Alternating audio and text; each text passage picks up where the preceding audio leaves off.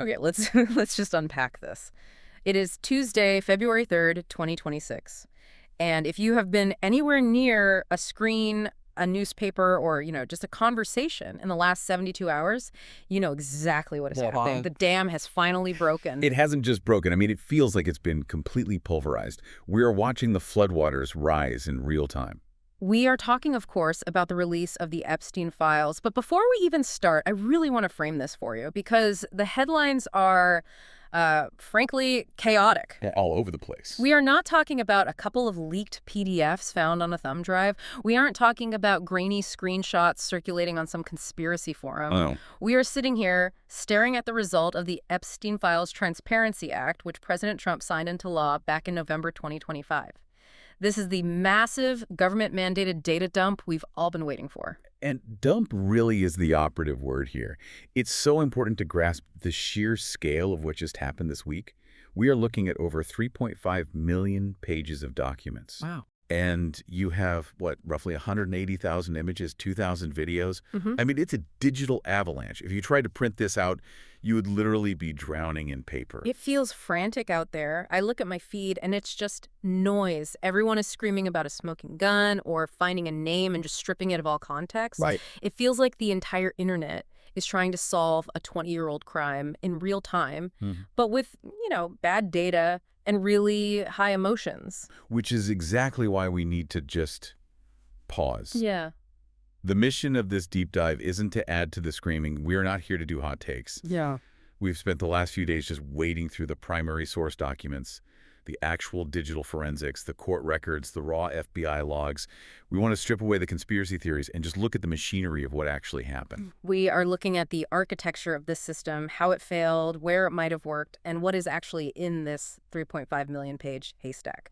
So let's start with the source material itself. When people hear the Epstein Files, I think the cultural imagination goes to a very specific place. They picture a leather-bound book in a safe. Yeah, with client list written on the cover in red ink or something. Okay. Like it's a movie prop, the Black Book of Secrets, that just solves everything in the third act. Right, but that isn't what this release is it? No, and that's the first thing you have to understand to make any sense of this. This isn't a curated library. It's a forensic landfill. A forensic landfill. I like that. Based on the Department of Justice statements and the index we've seen, this release is actually like 5 or 6 different distinct buckets of information that have just been mashed together. It's messy. It's raw. Okay, so walk us through the buckets. What makes up the bulk of this material? The heaviest bucket, just in terms of gigabytes, is the FBI case files. This is the raw digital forensic data. We're talking about hard drive images seized from Epstein's properties. The Manhattan townhouse on East 71st Street and the Palm Beach estate. So when you say hard drive images, we aren't just talking about files that Epstein saved himself. We're talking about system logs, metadata, even deleted items. Precisely. And that is where the technical nuance is so important. You have agents in 2019 and 2020 doing these forensic crawls of hardware that, in some cases, dates all the way back to the mid-2000s. Right. They're recovering fragments of emails, cached web browsing history, temporary internet files. It's 300 gigabytes of just digital debris. That's a crucial distinction, because finding a file on a hard drive doesn't mean Epstein wrote it or even opened it. It could just be a cache file from a website he visited once. Exactly. It requires a forensic mindset to interpret it correctly. Then the second bucket is the court records. This covers the 2019 indictment in the Southern District of New York, but crucially, it also pulls in the archives from the Florida investigation way back in 2006 to 2008. The era of the so-called sweetheart deal. We are definitely going to spend some time unpacking that later because that seems to be the origin point for so much of this. We have to. It's the origin story of the impunity. Then you have the evidence from the Ghislaine Maxwell trial. Remember, she was convicted back in 2021. Right. So you have flight logs, exhibits, testimony from that trial that are now part of this broader public release. Yeah. And then finally, you have the custodial records, the logs from the jail where he died. Okay, so we have this massive kind of disorganized archive, and from what I've seen in the reporting, it's not exactly user-friendly. It's chaotic by its very nature. You have duplicates, you have what are called unvetted tips. Define that for us, because that sounds like a huge trap for the unwary reader. It is a massive trap. Yeah. An unvetted tip is literally just a record of a phone call or an email sent to the FBI. Yeah. So if some random person in 2019 called the FBI and said, "I think I saw Jeffrey Epstein at a Pizza Hut in Des Moines with Elvis," the FBI agent has to write that down. Okay. It goes into the file as a record of a tip received. And now, because of the Transparency Act, that piece of paper is just out there in this release. Correct. And if you aren't careful, you pull that document and you tweet, "FBI files confirm Epstein and Elvis conspiracy." But the file is just a record of the allegation, not a verification of the fact. You also have news clippings. Wait, really? Yeah, agents would literally print out tabloid articles for their own reference. Those are in the files too. So context is literally the only defense against misinformation here. You have to check if a document is a verified flight log or just a printout from a gossip site that some agent stapled to a folder 20 years ago. Exactly. We have to be disciplined. We have to look at the letterhead, the source, the date, everything. Let's apply that discipline to the timeline, because you really can't understand these documents without understanding the two very distinct eras of justice or, injustice that define this whole saga. We have the 2008 era and the 2019 era. They are two completely different worlds. The legal landscape, the cultural landscape. I mean, everything shifted between those two dates. Yeah. Let's start with 2008, the Non-Prosecution Agreement, or NPA. This thing is like legendary in legal circles, isn't it? I've heard lawyers call it a unicorn. It is a unicorn, but a very, very ugly one. Yeah. To understand why the 2008 documents are so infuriating to so many people, you have to understand what a non-prosecution agreement actually is. Okay. Typically, an NPA is used for corporations. A company does something wrong, say, accounting fraud. They pay a huge fine, they agree to fix their compliance, and the government agrees not to indict them to avoid, bankrupting the business and hurting innocent employees. But Epstein wasn't a corporation. He was a sex offender. Right. Giving a broad federal MPA to a solitary sexual predator it's almost unheard of. But the files from that 2006-2008 era, particularly the internal correspondence between the U.S. Attorney's Office and Epstein's defense team, show us exactly how it happened. It was a pressure campaign, wasn't it? A massive one. Epstein hired the absolute best legal talent money could buy. Former prosecutors, people who were personal friends with the sitting U.S. attorneys. They flooded the zone. They challenged every single piece of evidence. And the result was this deal. And the deal was? Epstein pleaded guilty to 2 prostitution charges in state court in Florida. State court, so not federal court. Correct. But, and this is the kicker, this is the part that is truly baffling, in exchange for that state plea, the federal government agreed not to prosecute him. So he pleads to a relatively minor charge in a local court, and the feds promise to just leave him alone forever. It gets worse. How? The immunity wasn't just for him. The language in the NPA, which is right here in the file, covers any potential co-conspirators. Oh, wow. So that's the get-out-of-jail-free card for everyone he knew? Effectively, yes. It was a blanket immunity deal for unnamed co-conspirators. Right. It shut down the entire FBI investigation. And what's so fascinating in this new release is that we can actually see the draft indictment from 2007. This is the what-if document, the road not taken. It's a tragedy in PDF form. The 2007 draft indictment was 53 pages long. It was ready to go. It outlined a massive interstate sex trafficking operation. It had victims, it had dates, it had checks, wire transfers. The FBI had the case. They were ready to pull the trigger. And instead, the deal was signed. He served, 13 months? On a work release program where he could leave the jail for 12 hours a day. He was essentially just sleeping at the jail and living his life during the day. It's just staggering. It shows you what money can buy in the American legal system, or at least what it could buy back in 2008. Yeah. But then the world changed. The culture shifted completely. The #MeToo movement happened. The Miami Herald did that incredible investigative series, Perversion of Justice, which just reignited public interest. And suddenly, the deal that looked smart to the lawyers in 2008 looked like a cover-up in 2019. Which brings us to July 6, 2019. Epstein lands his private jet in Teterboro, New Jersey. And this time, the FBI is waiting, and they don't care about that old NPA. The Southern District of New York decided that the NPA didn't apply, or at least they were willing to challenge it in court.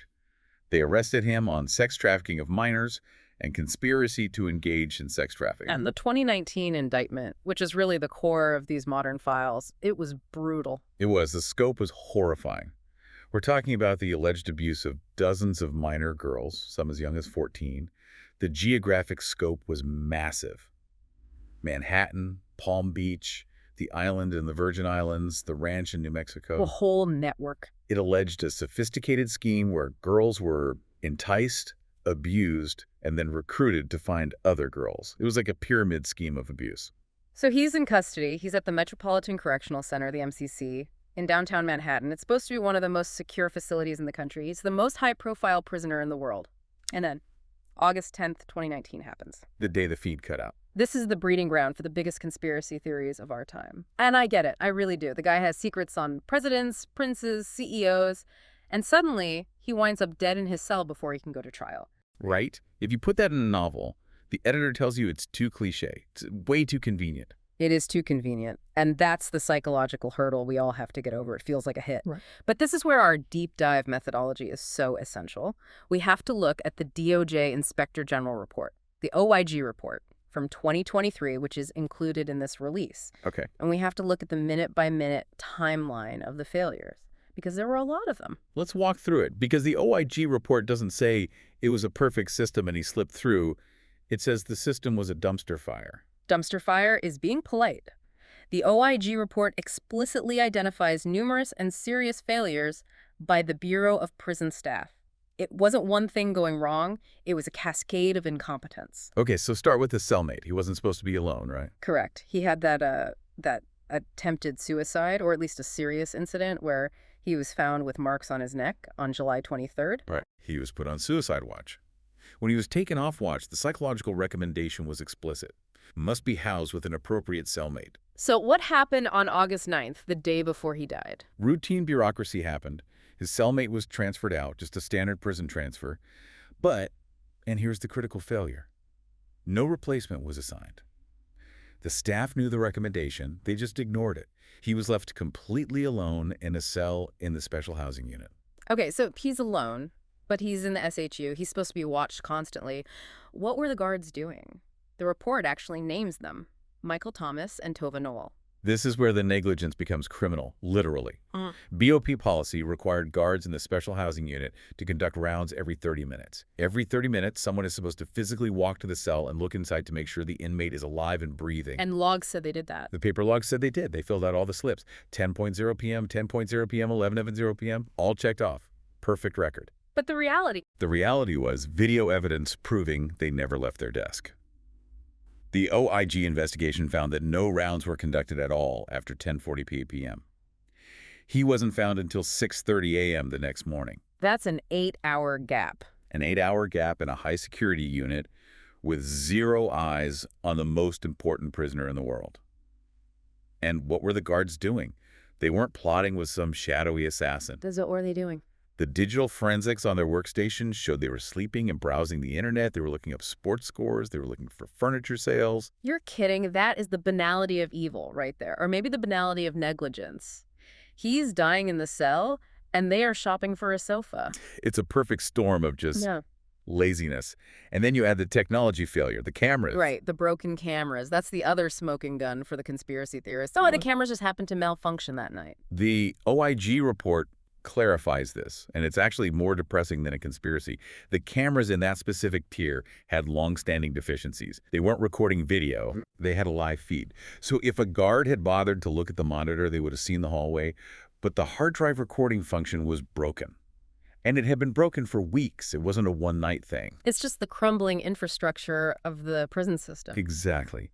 If this was some high-tech assassination, you wouldn't need to rely on the guards being lazy and the cameras being old. You would need to control way too many variables.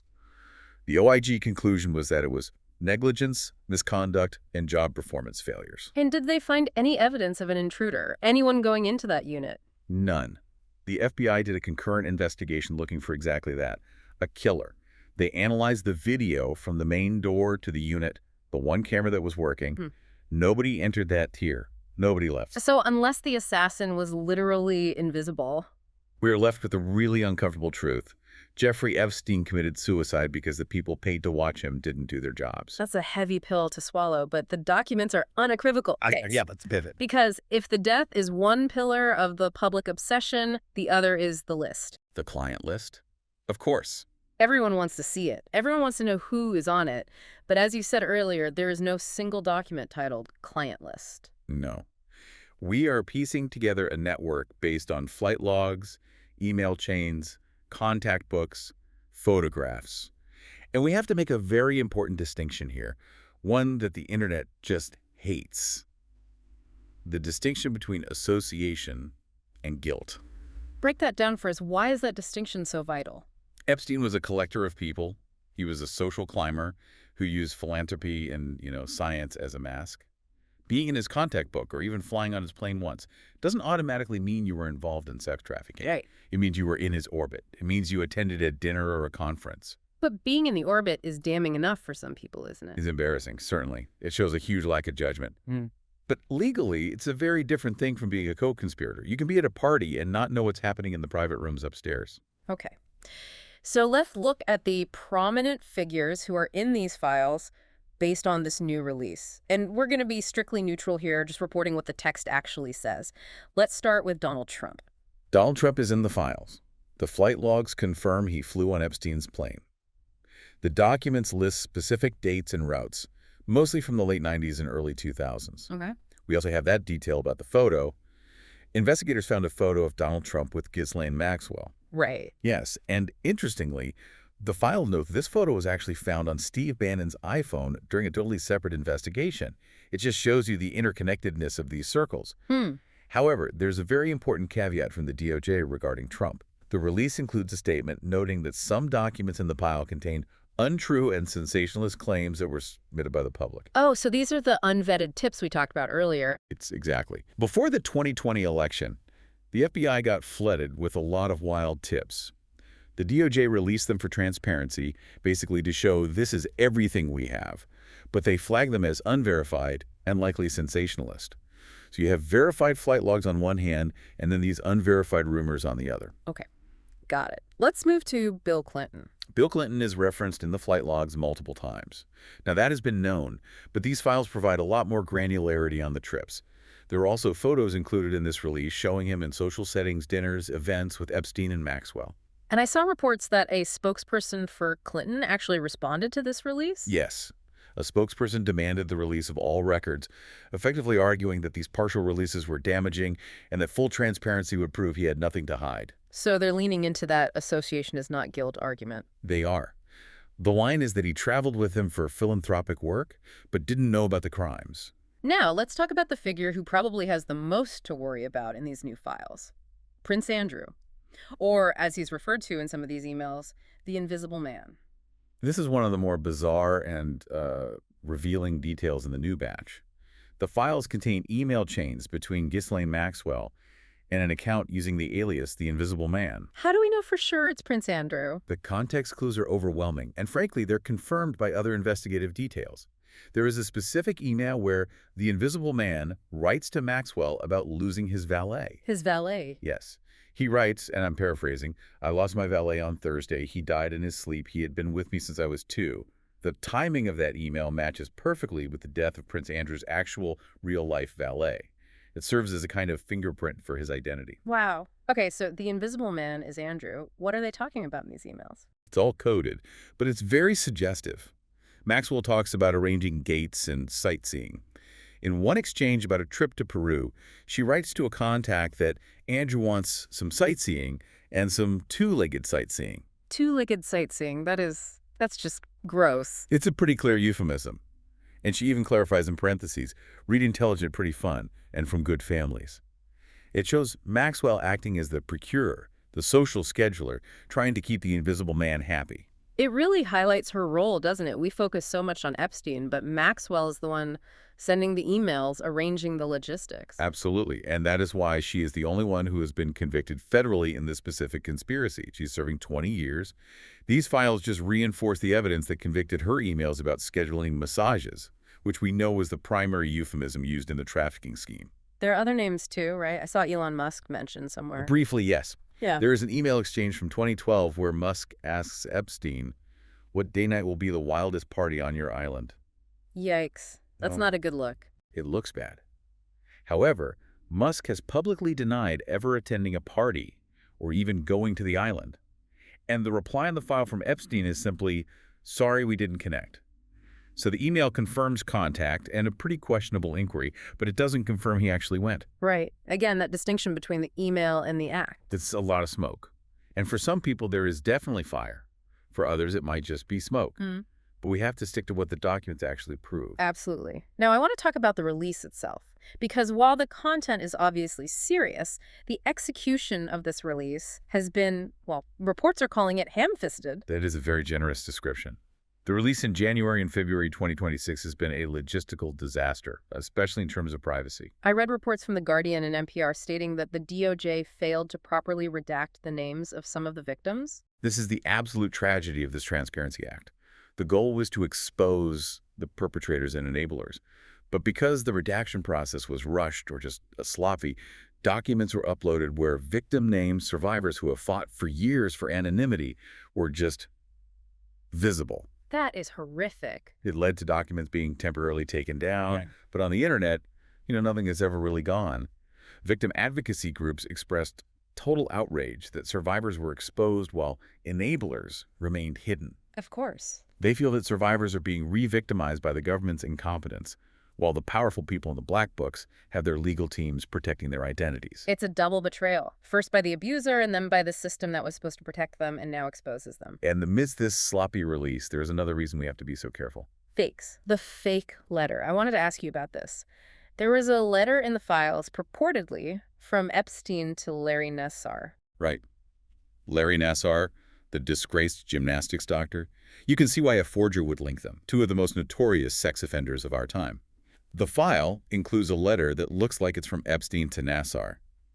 But, and this is why I have to read the whole file, the very next document is an FBI analysis. And what did the FBI analysis say? They confirmed it was a fake. The postmark was wrong. It was mailed from a state where Epstein wasn't being held. The return address was wrong. The FBI flagged it as a complete hoax. But it's still included in the release. Yes, because the mandate was to release the files.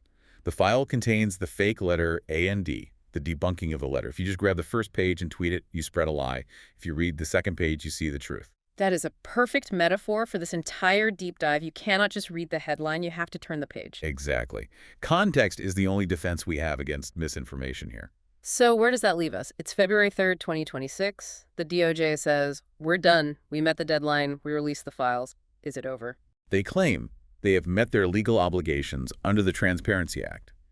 But politically, this isn't over. Not by a long shot. We have members of Congress. I'm thinking of Rep. Ro Khanna, Rep. Thomas Massie, who are absolutely furious. Right. You have a bipartisan coalition arguing that this isn't everything. They are threatening contempt charges against the Attorney General. They argue that the truly unredacted files haven't been fully shared with the Oversight Committee, and that the redactions are hiding more than just victim names, that they might be hiding embarrassing details for the powerful. So the legal battle over the documents themselves might continue, even if the public dump is finished. I think that's guaranteed. It's the next chapter. As we wrap this up, I'm trying to synthesize how I feel about this. We have 3.5 million pages. We have a lot of dirty laundry. But do we? Do we have justice? That is the hard question, isn't it? Yeah. The Epstein files are not a smoking gun that solves a single mystery like a game of Clue. It's not Colonel Mustard in the library with a candlestick. It's more like a map of a totally broken system. It is an archive of institutional failure. It documents how wealth and influence completely warped the legal system in 2008. It documents how bureaucratic incompetence allowed the key witness to die in 2019.